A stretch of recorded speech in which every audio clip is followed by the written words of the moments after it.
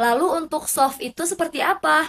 Oke, saya jelaskan lagi. Saya sudah menanyakan kepada ahli fikih yang ada di pesantren saya bahwa ternyata ada di dalam kitab menjelaskan bahwa kalau soft seperti itu tidak apa-apa. Kemarin itu saya menampilkan dari alumni Al Zaitun, ada beberapa orang gitu ya yang saya tampilkan di channel saya, yang mana dari alumninya saja itu heran mengapa ada sholat id seperti itu, berbeda dengan alumni Al Zaitun yang saya tampilkan kali ini. Dari alumni ini terkesan dia sangat membela Ponpes Al Zaitun, katanya tidak apa-apa, sholat softnya terputus-putus seperti sholat id yang lagi viral itu. Nah, bagaimana lengkapnya? Langsung saja kita dengarkan apa yang dia katakan.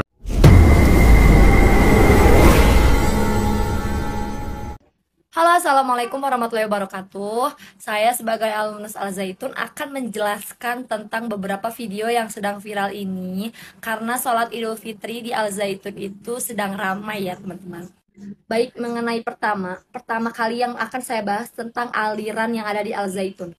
Kita tidak bisa menjudge kalau aliran itu sesat atau ajaran yang di sebuah pesantren itu sesat. Kita tidak bisa menjudge seperti itu ya teman-teman. Bisa dikatakan Syiah, bisa dikatakan sesat jika kita sudah merubah tata cara sholat, merubah pelafalan yang ada di dalam sholat itu. Nah, semenjak saya di Al Zaitun itu tidak pernah mendapatkan kalau kita merubah tata cara sholat atau merubah pelafalan sholat. Lalu untuk soft itu seperti apa? Oke, saya jelaskan lagi. Saya sudah menanyakan kepada ahli fikih yang ada di pesantren saya bahwa ternyata ada di dalam kitab menjelaskan bahwa kalau soft seperti itu tidak apa-apa. Memang di dalam soft itu bisa menjadi makruh dan bisa mengurangi fadilah di dalam sholat.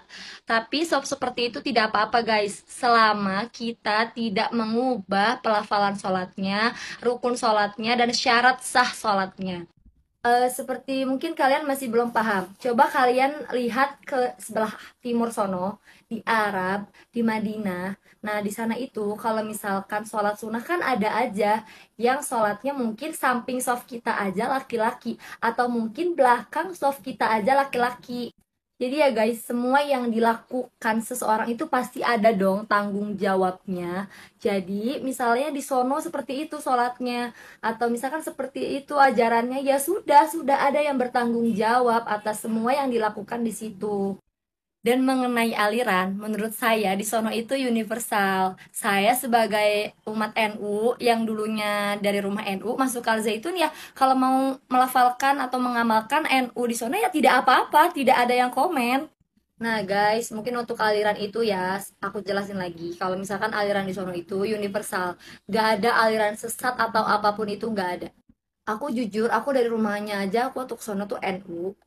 Ya udah, pas di sono ya udah gitu. Kalau mau ngamalin tentang NU ya udah amalin aja, nggak bakal ada yang negor kamu nggak boleh ngamalin ini, enggak kok, nggak ada yang negor.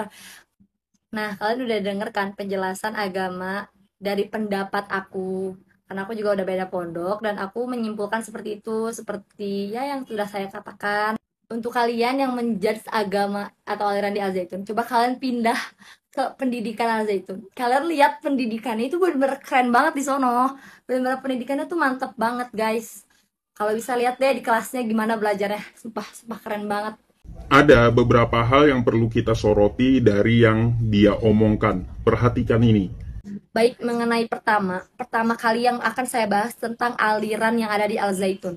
Kita tidak bisa menjudge kalau aliran itu sesat atau ajaran yang di sebuah pesantren itu sesat. Kita tidak bisa menjudge seperti itu ya teman-teman. Mari kita kaji dari dalil dan fakta yang ada di dalam agama Islam. Hanya dua yang ditinggalkan oleh Rasul kita Nabi Muhammad SAW, yaitu Al-Quran dan hadis. Al-Quran dan Sunnah. Apabila kita mengikuti dua ini, kita dijamin tidak akan tersesat selama-lamanya. Ya, kalau kita mengikuti dua warisan Rasul kita ini. Nah, jadi kalau sesuatu yang dilakukan oleh seseorang itu sudah menyalahi Al-Quran, sudah menyalahi Sunnah Rasul, bisa saja ya, bukan memponis. tapi patut diduga bahwa dia sudah tersesat. Jadi seperti itu. Ada lagi yang perlu kita perhatikan. Nih, Lalu untuk soft itu seperti apa? Oke, saya jelaskan lagi. Saya sudah menanyakan kepada ahli fikih yang ada di pesantren saya bahwa ternyata ada di dalam kitab menjelaskan bahwa kalau soft seperti itu tidak apa-apa. nah inilah yang sangat fatal menurut saya. Tadi dia bilang, dia menanyakan kepada ahli fuqaha atau ahli fikih, ya. Dia menanyakan tentang masalah soft yang renggang, katanya tidak apa-apa. Lalu dia tidak menyebutkan siapa nama ahli fikih tersebut. Terus dari pesantren mana, pesantrennya juga tidak disebutkan. Terus rujukannya kitab apa, dia juga tidak menyebutkan kitabnya. Jadi ini bagi saya adalah pembelaan yang membabi buta, tanpa dasar, tanpa dalil. Kalau berbicara agama Islam, tentunya kita harus menguatkan argumen kita itu dengan dalil. Ulama saja ya, ulama kita. Salah satunya Imam Ghazali menyatakan dalil itu perlu. Entah dalil itu nantinya menguatkan atau menolaknya. Jadi di sini harus pakai dalil kalau kita berargumen, bukan membela dengan membabi buta. Ya, pesantren mana? Siapa nama ahli fikihnya? Terus kitabnya apa kayak gitu? Ya kitab Sahih Muslim kah? Kitab Sahih Bukhari kah? Kitab Fathul Bari kah? Kan harus disebutkan biar umat Islam bisa mengkajinya kayak gitu. Ahli fikih mana yang ya mengizinkan, mengiyakan bahwa soft yang renggang itu diperbolehkan? Jadi dalilnya mana, dari kitab apa? Tidak dia sebutkan. Inilah membabi butanya dalam membela. Ya, itu bagi saya ya, kalau kita teliti. Nah, kalau kita merujuk ke hadis, bolehkah soft ini renggang? Nah, dari hadis riwayat At-Tirmizi, ya ikhwani, akhwati, Sholat itu ada tiangnya saja. Karena ada celah tiang, itu tidak diperbolehkan, dilarang. Itu dari Anas bin Malik di kitab Sunan At-Tirmizi nomor 233. Insya Allah kalau saya tidak salah nomornya. Jadi kalau sholat ada tiang, itu saja dilarang gitu loh. Karena ada celah dari softnya. Nah, dijelaskan lagi oleh ulama-ulama kita bahwa boleh sholat yang ada tiangnya ketika darurat. Karena kapasitas masjidnya itu sempit. Boleh kita pakai tempat itu. Nah, ada kan penjelasannya dari kitabnya Hadis Sunan At-Tirmizi. Nomornya saya sebutkan. Terus ada juga penjelasan yang saya jelaskan tadi, diperbolehkan oleh ulama itu di kitab Al-Lajnah Ad-Daimah juz 5. Nah, itu saya sebutkan tuh. Sekarang Anda membolehkan soft itu renggang, ya. Ada spasi, itu dari kitab apa, juz berapa, siapa pengarangnya. Di sini dia tidak menyebutkan.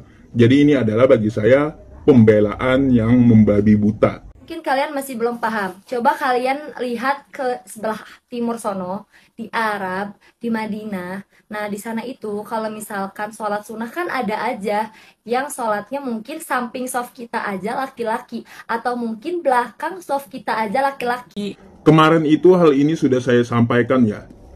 Dia katanya coba lihat ke timur, ke Masjidil Haram. Bisa saja soft laki-laki dan perempuan itu jadi satu. Jadi begini, hal ini sudah saya sampaikan ya kemarin itu, ya, di video sebelumnya. Ulama itu memakruhkan hal tersebut, tetapi membolehkan ketika darurat. Darurat di sini apa artinya? Karena masjidnya sempit, terus kapasitasnya tidak mencukupi, ada jemaah laki-laki dan perempuan, lalu tergabung sholatnya, boleh. Karena apa? Di Masjidil Haram itu orang yang datang seluruh dunia. Mungkin saja masjidnya tidak cukup menampung jemaah yang datang. Itu diperbolehkan oleh ulama. Lah, kita ini di Indonesia, bukan di Arab Saudi. Masjid di Indonesia banyak, bahkan megah sekali masjid di Indonesia ini. Ada yang sampai triliunan. Tempatnya luas, hektarnya luas gitu. Terus alasan apa kita? mau menggabung-gabungkan antara laki-laki dan perempuan. Apakah menuruti Makkah?